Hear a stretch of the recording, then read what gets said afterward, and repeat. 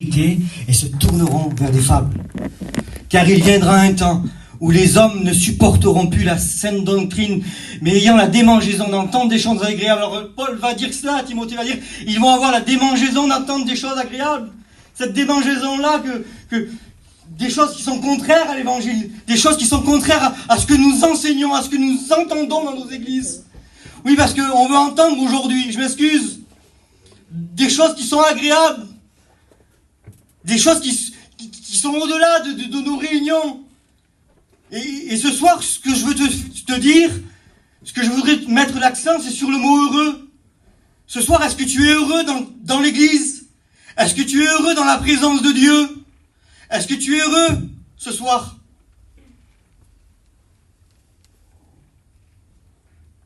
Ayant la démangeaison d'entendre des choses agréables, se donneront une multitude de docteurs, selon leurs propres désirs, détourneront l'oreille de la vérité. Oui, parce qu'on veut détourner l'oreille de la vérité, l'oreille de la parole de Dieu, celle qui nous a été donnée. Apocalypse 1, verset 4, va nous dire « Heureux celui qui lit. » Heureux celui qui lit, celui qui entend et celui qui garde. Oui, heureux. Tu veux être heureux ce soir? Tu veux être heureuse? Parce que je ne sais pas comment tu es venu ce soir. Je ne sais pas quelle est la nature de ton cœur. Moi, je ne te connais pas. Je connais personne ce soir. Je connais quelqu'un qui te connaît. Mieux que personne, mieux que toi-même. Et il va te dire ce soir, est-ce que tu es heureux? Heureux celui qui lit, celui qui entend et celui qui garde. Tu veux être heureux ce soir? Eh bien, lis. Tu veux être heureux ce soir? Eh bien, entends la parole. N'entends pas autre chose. Il y en a qui veulent écouter autre chose. Oui, ils détourneront l'oreille de la vérité. Parce qu'aujourd'hui, on va entendre beaucoup de choses. Des choses qui sont contraires à l'évangile, contraires à ce que l'on reçoit dans nos réunions. Et heureux celui qui garde la parole. Et c'est ça le plus important. C'est de garder cette parole. Cette parole qui nous a convaincus. Cette parole qui nous a changés, qui nous a transformés. Cette parole que l'on a reçue.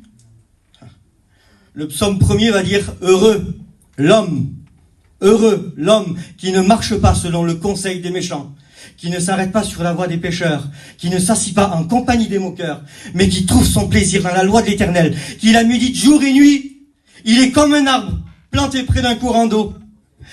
Tout ce qu'il fait lui réussit. Pourquoi?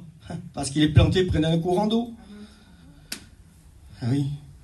Heureux l'homme qui ne marche pas selon le conseil des méchants, qui ne s'arrête pas sur la voie des pécheurs, qui ne s'assit pas en compagnie des moqueurs, qui trouve son plaisir, mais qui trouve son plaisir dans la loi de l'Éternel. Oui, parce qu'il l'a médite jour et nuit.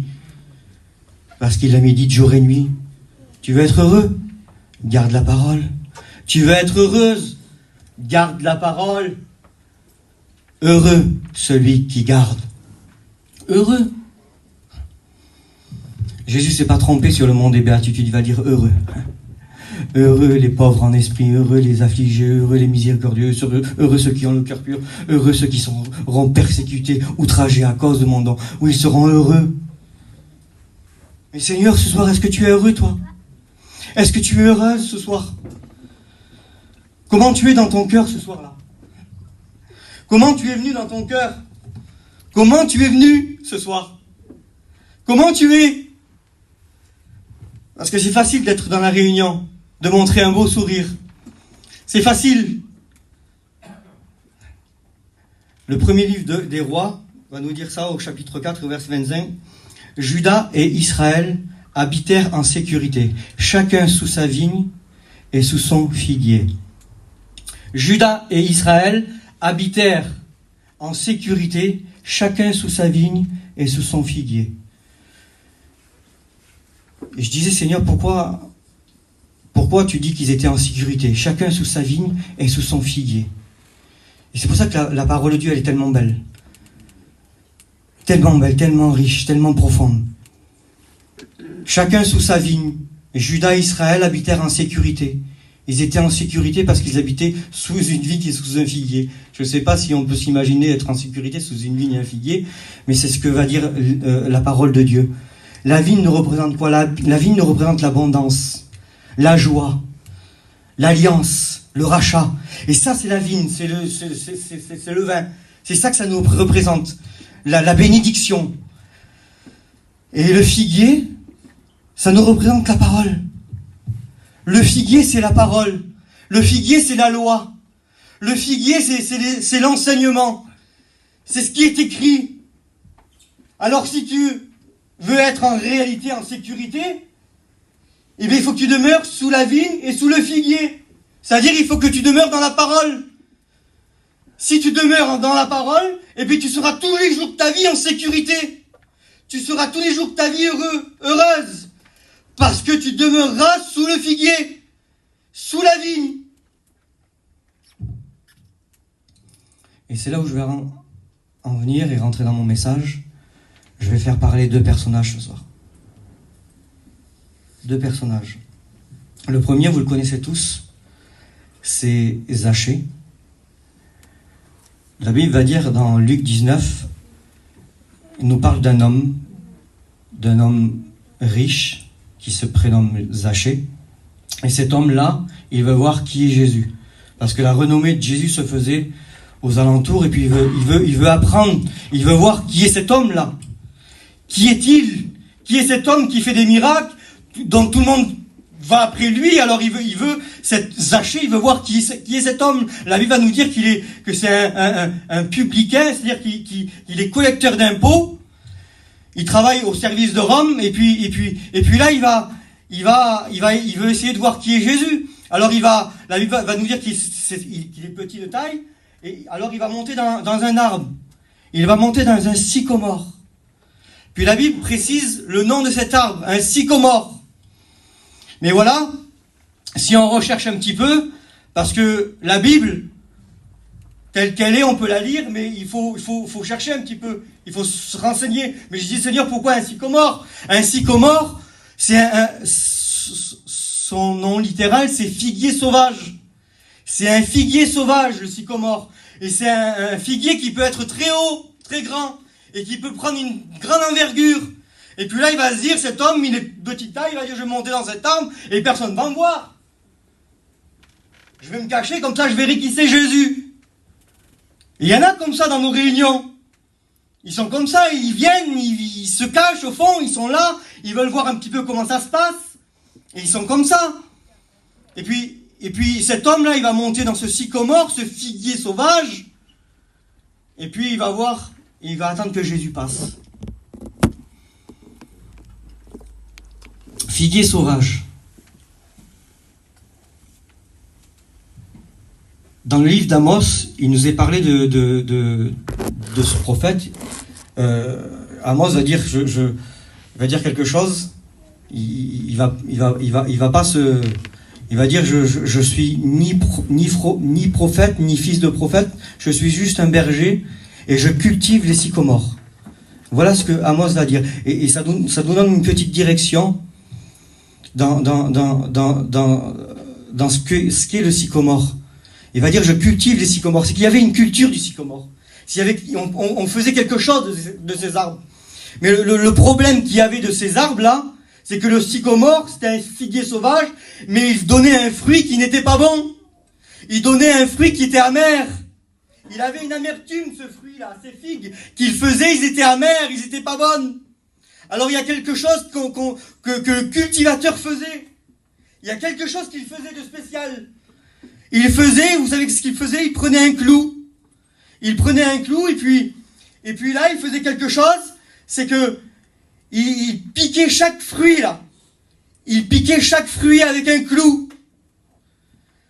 Et chaque fruit qu'il piquait avec le clou là, c'est-à-dire qu'au bout d'un moment, toute l'amertume qu'il y avait dans le fruit là, elle disparaissait. Toute l'amertume qu'il y avait à l'intérieur, elle partait. Parce qu'il avait pris ce clou là, et il avait piqué les fruits. Et je veux dire quelque chose, c'est que Zachée là, il y a quelque chose que Jésus veut nous dire, c'est que il se tenait pas lui sous le figuier, Zachée. Vous avez compris ce que je veux vous dire ce soir. Il était au-dessus du figuier. Zachée était dans une mauvaise position. Zachée était dans une mauvaise position. Il se trouvait dans un figuier sauvage, un figuier qui donnait du fruit amer, un fruit qui n'était pas bon. Il était dans une mauvaise position. Et je m'excuse, ce soir, il y en a qui sont comme ça. Ils sont comme des hachés. Alors ce soir, je vais parler aux hachés qu'il y a dans la salle, là. Je vais parler à tous les hachés. Alors peu importe si t'es un zaché qui t'approche des réunions, un zaché qui connaît pas l'évangile, un zaché qui est rétrograde, un zaché qui est chrétien. Ah, David, qu'est-ce que tu dis là? Oui, parce que Zaché connaissait la parole. Hein. Et on le voit un petit peu plus loin, quand il va se trouver face à face avec Jésus, il va sortir des textes de la loi. Oui, parce que le Zaché connaît la parole. Hein. Il y a des zachés chrétiens parmi nous. Des zachés qui sont toujours au-dessus des autres. Vous les connaissez ceux-là? Ils sont au-dessus de la parole. Au lieu d'être en dessous, ils sont au-dessus. Ils connaissent tout mieux que tout le monde. Ils savent tout mieux que tout le monde.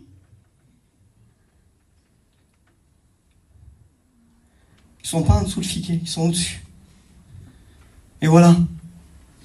Il y a une solution pour que le fruit soit bon. Il faut prendre le clou là, et puis il faut piquer le fruit. Et ce soir, je voudrais, vous m'avez compris, ce soir, je voudrais que tu prennes le clou de la croix du calvaire là. Je voudrais que tu prennes le clou de la croix du calvaire et que tu viennes là. Et qu'il vienne piquer là. Oui, parce que le fruit qui est en toi, il est amer là. Il est pas bon. Ah, c'est difficile ce que je dis ce soir là. Il y en a qui sont comme ça, il y a des hachés qui sont comme ça parmi nous là. Qui ont de l'amertume dans leur cœur là.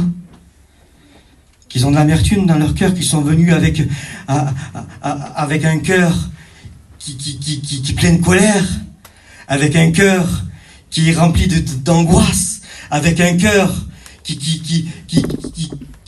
dit, mais moi si c'est pour être comme un tel ou comme un tel, parce que c'est ça le zaché. Le zaché il ne voit pas son erreur.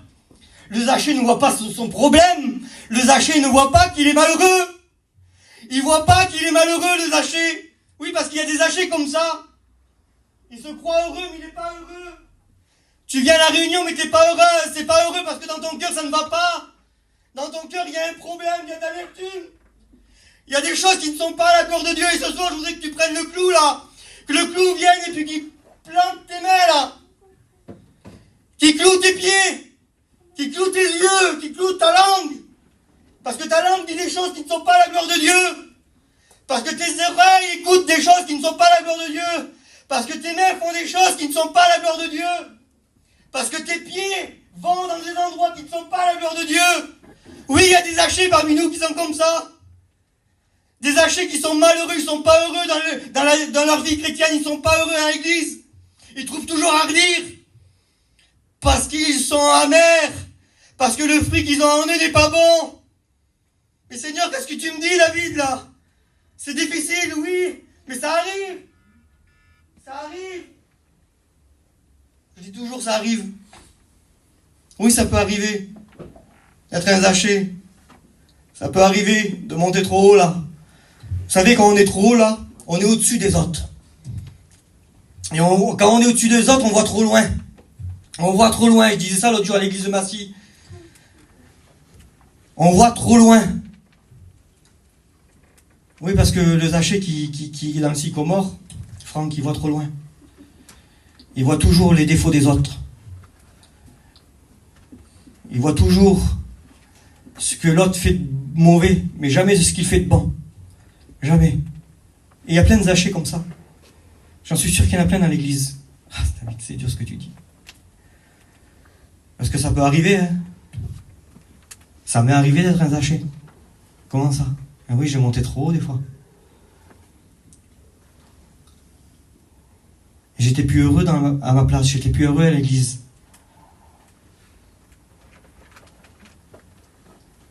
Alors ce soir, laisse le clou là, le clou de la croix du calvaire, passer sur toi. Laisse-le là, transpercer tes mains. Laisse-le transpercer tes pieds. Laisse-le transpercer ton cœur. Laisse-le transpercer ta vue, transpercer ta langue. Laisse-le faire ce soir. Laisse-le faire. Parce que tu sais comment tu es venu. Et tu sais comment tu es. Tu le sais. Parce que t'es pas heureux. Mais non, tu peux pas être heureux, c'est pas possible. Parce que la parole, t'es pas en dessous, t'es dessus. Et quand on est dessus, eh bien on n'est pas heureuse, on n'est pas heureux. Tu vois que les problèmes, tu vois que les difficultés tout devient dur, tout devient difficile. T'en veux à Dieu sur plein de choses. Oui, parce que t'es au-dessus. Et Jésus va dire quelque chose à Zaché. Hâte-toi de descendre. Hâte-toi de descendre. Et ce soir, il te dit, hâte-toi de descendre. Hâte-toi de descendre. Hâte-toi de descendre. Reste pas comme tu es. Hâte-toi de descendre. Reste pas dans la position que tu es. Hâte-toi de descendre. Hâte-toi de descendre parce qu'il veut te bénir. Tu crois que le Seigneur, il veut te laisser comme ça? Tu crois qu'il veut nous laisser dans des positions d'amertume? Est-ce qu'on a un Dieu qui serait si méchant que ça? Parce que Zaché était dans une mauvaise position, il le laisse comme il est. Il y a un deuxième homme que je voudrais parler. C'est Nathanaël. Jésus va voir venir à lui Nathanaël, il va dire, voici un Israélite dans lequel il n'y a pas de fraude. Voici un Israélite dans lequel il n'y a pas de fraude. Quand il va voir Nathanaël, qui va venir vers lui, il va dire ça. Voici un Israélite dans lequel il n'y a pas de fraude. Alors ce soir, je voudrais parler aussi je donne de l'espoir un petit peu. Je voudrais parler à tous les Nathanaël ce soir. Tous les Nathanaël. Et puis quand Nathanaël va écouter ça, il va dire, mais d'où me connais-tu? Avant que Philippe t'appelle, sous le figuier, je t'ai vu. Ah, quelle différence. Sous le figuier, je t'ai vu. Ah, parce qu'il avait vu Zaché aussi, hein. Il l'a vu dans le figuier sauvage. Mais il a vu aussi Nathanaël sous le figuier. Quelle différence. Il a vu Nathanaël sous les figuiers. Alors ce soir, je voudrais parler à tous les Nathanaël. Vous savez, c'est Nathanaël, là. C'est Nathanaël. Parce que pour Nathanaël, quand Jésus va lui dire ça, avant que Philippe t'appelle, je t'ai vu sous le figuier. Mais pour Nathanaël, c'était quelque chose d'incroyable, c'était quelque chose d'impensable. Mais parce que pour Nathanaël, sous le figuier, c'était son lieu secret. C'était son lieu intime. C'était son lieu où il passait du temps avec Dieu. C'était son lieu là, où il priait, où il jeûnait, où il intercédait. C'était ce lieu-là. Et quand Jésus va dire, avant que Philippe t'appelle, je t'ai vu sous le figuier. Comment ça, tu m'as vu à moi? Comment tu sais que je me tiens sous le figuier? Comment tu le sais? Personne n'a jamais vu où j'étais. Personne n'a jamais su où j'allais. Et ce soir, il dit ce soir à tous les Nathanaël qu'il t'a vu sous le figuier. Comme il a vu Zaché sur le figuier, il a vu aussi les Nathanaël sous le figuier. Vous savez, c'est Nathanaël là, qui prie. C'est Nathanaël qui jeûne. C'est Nathanaël qui intercède. C'est Nathanaël qui ont consacré leur vie. C'est Nathanaël qui ont sacrifié la chair avec leur passion et leur désir. C'est Nathanaël qui sont passés à la croix du calvaire. C'est Nathanaël qui ont dit, Seigneur, fais de moi ce que tu veux. Parce que je veux te suivre. Parce que je veux t'aimer.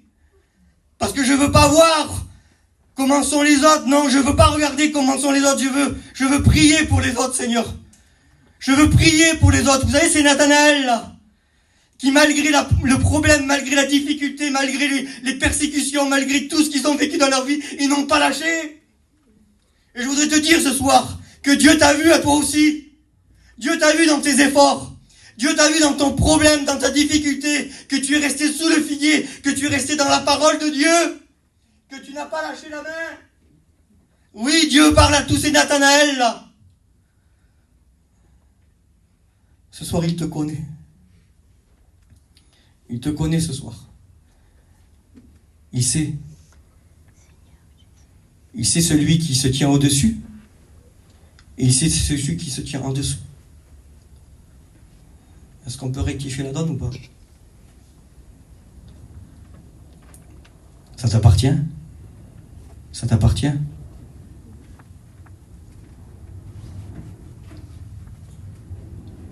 Nathanaël, est-ce que tu es heureux, toi? Oh, mais il y a un problème. C'est que Nathanaël n'était pas heureux. Parce que Nathanaël ne croyait plus que Dieu pouvait le bénir. Et il y a combien de chrétiens comme ça? Qui ne croient plus que Dieu peut le bénir? que Dieu peut intervenir dans le problème par où ils passent, dans le problème qu'ils ont, ou dans leur foyer, avec leurs enfants, avec leur mari, avec leur compagne. Et ce soir, tu es venu découragé parce que tu crois que Dieu ne te voit plus. Dieu n'écoute plus ta prière, que Dieu n'est plus là pour toi. Tu dis, Seigneur, regarde, j'ai tout sacrifié, j'ai donné ma vie, je fais ça, je suis ça, je sers, je nettoie la salle, je suis à ton service et pourtant Et peut-être que tu es venu comme ça ce soir. Tu dis, Seigneur, quand c'est que tu vas me voir? Quand c'est que tu vas écouter ma prière? Quand c'est que tu vas répondre à ma souffrance? Il y a des Nathanaël comme ça qui sont plus heureux. Et pourtant, ils ont gardé la parole. Ils ont gardé la parole. Et Nathanaël va dire quelque chose. Il va dire, je crois que tu es le Fils de Dieu. Tu crois, Nathanaël? Tu crois que je suis le Fils de Dieu? Tu crois juste parce que je t'ai dit que je t'ai vu? Tu verras des choses plus grandes, Nathanaël. Désormais, vous verrez le Fils de l'homme. Vous verrez les anges du ciel descendre sur le Fils de l'homme, monter et descendre sur le Fils de l'homme. Ah. Là, quand Jésus va dire cela, il va se reporter dans la Genèse, là. Il va partir loin, il va partir dans la vision qu'a eu Jacob, ce songe qu'a eu Jacob. Et là, dans ce songe qu'a eu Jacob, là, la Bible va nous dire qu'il va s'endormir, et puis là, il va voir une grande échelle monter et descendre. Il va voir une grande échelle qui part du lieu où il se trouve jusqu'au ciel. Et puis là, il va voir des anges monter et descendre sur cette échelle-là. Et puis il va dire quelque chose. Il va dire, maintenant, je vais appeler, quand il va se réveiller, il va dire, maintenant, je vais appeler ce lieu Bethel, qui veut dire maison de Dieu. Ah. Bethel, maison de Dieu. C'est-à-dire que pour toi, Nathanaël, là, ou que pour toi, Zachée, le Seigneur veut faire quelque chose d'incroyable. C'est qu'il veut faire descendre des anges, sa présence du ciel sur ta vie. C'est-à-dire que sur le Nathanaël, il veut faire descendre la présence de Dieu sur toi et bénir ta maison, bénir ton foyer, bénir ce que tu es. Et pour le Zachée, non? Si, c'est la même chose. Parce que quand il va dire à Zachée, il va dire, hâte-toi de descendre, car il faut aujourd'hui même que je demeure dans ta maison. Oui, parce que le Zachée, quand il descend, Jésus bénit sa maison aussi. Alors il veut bénir, c'est ça l'amour de Dieu, vous savez. Il bénit autant le Zachée. Et des fois, c'est pour ça que le Nathanaël n'est pas heureux. Le Nathanaël est frustré, il ne comprend pas. Parce que Jésus peut bénir autant le Zachée, celui qui des fois est difficile. Celui qui des fois n'arrive pas à tout comprendre. Il le bénit autant que le Nathanaël. Parce que ça, c'est l'amour de Dieu. Et ce soir, je ne voudrais pas que le Zachée soit en désaccord avec le Nathanaël, non. Parce que sache que ce soir, Jésus veut bénir autant le Zachée que le Nathanaël. Parce que ça, c'est son amour. Il veut faire descendre sa présence sur chaque personne. Il veut faire tomber sa présence sur chaque maison. C'est-à-dire que autant dans la maison de Zachée qu'autant dans la maison de Nathanaël, la présence de Dieu veut descendre. La présence de Dieu veut bénir. La présence de Dieu veut apporter une bénédiction, autant pour le Zachée qu'autant pour le Nathanaël. Et ce soir, Dieu veut te bénir à chacun. Dieu veut nous bénir à chacun. Peu importe qui tu es ce soir, peu importe si tu es un Zachée, peu importe si tu es un Nathanaël, il veut te rendre heureux. Il veut que tu sois heureux. Parce qu'il sait que le Zachée est malheureux et il sait que le Nathanaël est malheureux aussi. Mais alors pourquoi? Pourquoi? Parce qu'il faut se tenir sous le figuier, il faut se tenir dans la présence de Dieu. Et quand tu auras compris que Jésus te voit autant le Zachée que Jésus voit autant le Nathanaël, alors la présence de Dieu descendra sur nous. Et nous aurons des victoires dans ce que nous vivons. Nous aurons des victoires dans ce que nous dirons. Nous aurons des victoires dans ce que nous ferons. Et Dieu veut bénir chaque pas que tu fais dans ta vie. Dans chaque étape, il veut être là. Mais il veut que tu crois que lui, il est là. Et qu'il fait descendre sa gloire sur chacun de nous. Oui, parce qu'il veut bénir ta maison. Et il va bénir ta maison parce qu'il t'a vu. Il t'a vu, Nathanaël. Il t'a vu, Zachée. Et il te voit, il nous voit chacun de nous. Parce que ça, c'est son amour à lui. Et il ne change pas. Il veut bénir Vous savez, on n'a pas un Dieu qui juge. On n'a pas un Jésus qui condamne. Et je le dis souvent, ça. S'il serait comme ça, on serait tous perdus, on serait tous loin de l'église. Et parce que le temps est proche, comme mon beau-frère l'a dit tout à l'heure, parce que le temps est proche, il veut essayer de rassembler. Il veut réparer. Il veut reconstruire. Il veut remettre de l'ordre. Et ça, c'est Jésus ce soir. Il veut remettre de l'ordre dans la vie du Zaché, il veut remettre de l'ordre dans la vie de Nathanaël, et il veut vous faire comprendre qu'il vous voit, qu'il nous voit à chacun de nous. Peu importe qui nous sommes. Il nous voit à chacun, il veut nous bénir à chacun. Il veut nous bénir, parce que rien n'est trop tard. Rien n'est trop tard pour sa grâce. Et rien n'est trop tard pour que tu sois béni. Matthieu 7, il va dire, celui qui ne porte pas de bons fruits sera coupé et jeté au feu. C'est dur. C'est Jésus qui va dire ça, mais celui qui ne porte pas de bons fruits sera coupé et jeté. L'arbre qui ne porte pas de bons fruits, sera coupé et jeté au feu. C'est dur, mais c'est pour plus tard ça. C'est pas pour maintenant. C'est pas pour maintenant. Vous savez pourquoi? Parce qu'il va dire autre chose. Il va dire, si vous auriez la foi comme un grain de sénévé, si vous auriez la foi comme un grain de sénévé, un petit grain, souvent de fois vous l'avez écouté prêcher, un petit grain de sénévé, c'est-à-dire la plus petite des graines.